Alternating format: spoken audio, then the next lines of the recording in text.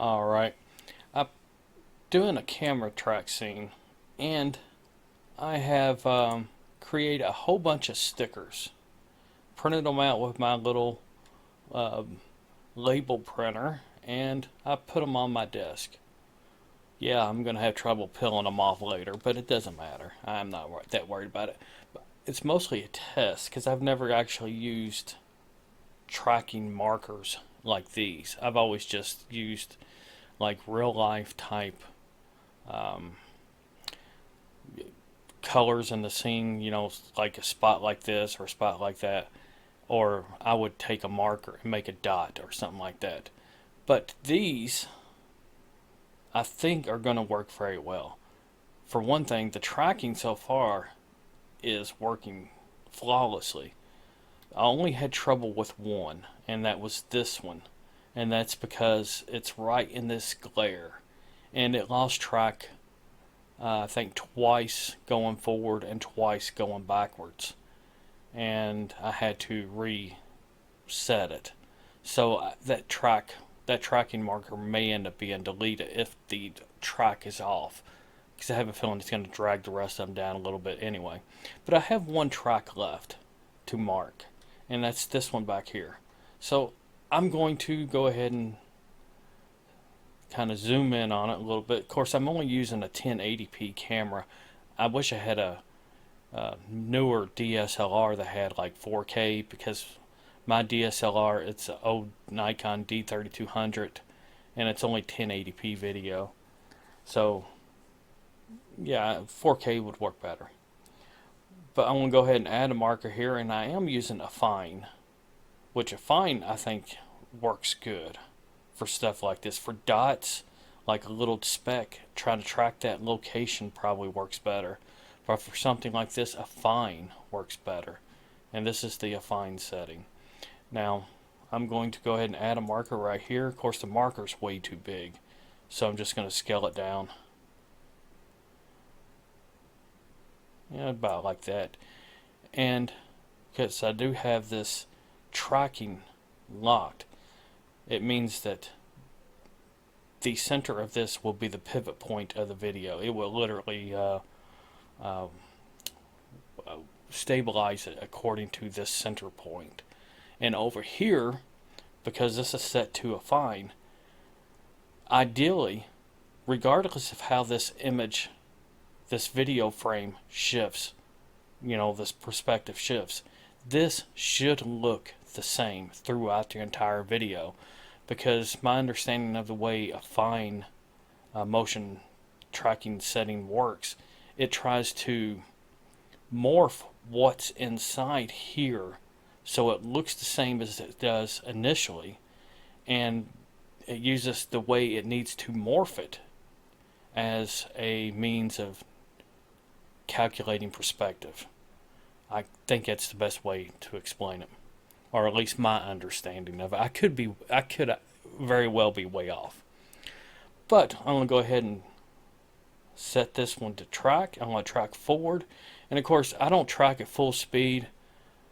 I always set this to double speed. That way, the fastest it will run is twice real-time speed of the video. That way I can actively watch this. And like I said, ideally, whenever I click track forward, this right here should not change. It's going to flicker a little bit because the camera is shaking. I mean, I just drank coffee right before I recorded this. But see, the perspective isn't really changing because it's warping it, it's morphing it. And it's using that information, that morphing information or warping information, to calculate perspective changes. Now, it went all the way from one end to the other completely without any glitches, so I'm just going to track it backwards also. And I'm not 100% sure if tracking it backwards makes a difference. Someone one time said that it will take the track forward and the track backwards and kind of average them together. I don't know if that's true, but it makes sense on the surface. Alright, now that one's done, and I'm going to go ahead and lock that one. So now what I'm going to do, I'm going to zoom out, you can see all my tracking markers.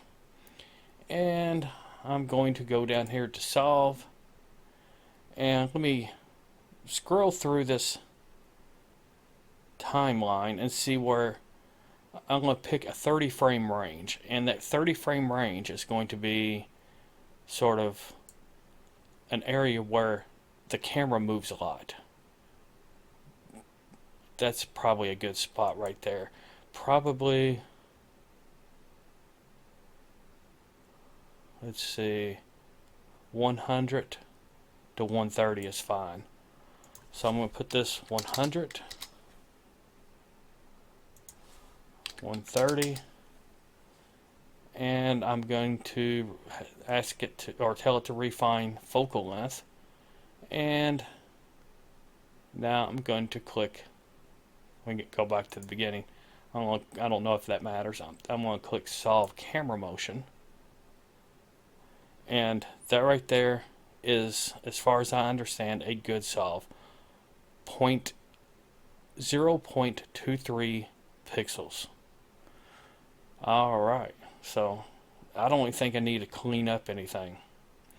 So at this point, well, I tell you what, I'm going to make a full tutorial about how to go about doing all this.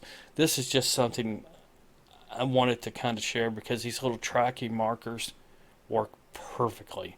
Granted, you know, you may not want tracking markers in your scene, but I'm going to do a full tutorial on how to do camera tracking in the style that I do it, where I overly explain stuff for like beginners. And we'll go through the process of you know, setting up the scene and creating a little animation, setting your camera settings correctly, and having everything set up right so that you can output directly from this with everything composited together, so that it looks like, so it's basically like augmented reality, except you have better rendering because you're using cycles or something. But anyway, I probably will be making a tutorial sometime in the next week, so probably sometime in December you should be able to see that tutorial. And I've been wanting to make a camera tracking tutorial for a long time, but I've had a lot of issues with my SD card not working. Now I got a new SD card reader, and I made some tracking markers, so yeah, I think I'm ready to go about doing it. And I've been refreshing myself on all this stuff. But I guess that's it. Later, people.